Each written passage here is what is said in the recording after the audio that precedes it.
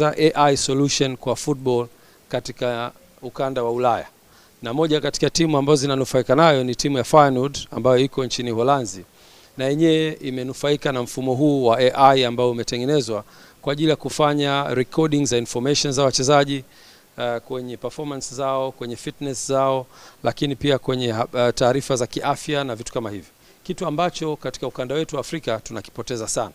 Na mwisho wa siku AI inaweza kupelekea kujua performance ya mchezaji, ushiriki wake katika mechi, mchango wake katika mechi, either ni wa kiwango kikubwa, kiwango cha kati au kiwango cha chini, na huenda pia ikaweza kuestablish informations zitakazoweza kukusaidia kufanya maamuzi kama club, whether kuendelea kupata huduma ya mchezaji au huyo mchezaji anapotaka kuuzwa kuweza kufikia thamani ya kujua mchezaji huyu ana thamani gani. Na AI ndio dunia inapoelekea. Na sisi kama Afrika kama hatutakwenda kwenye hiyo kasi ya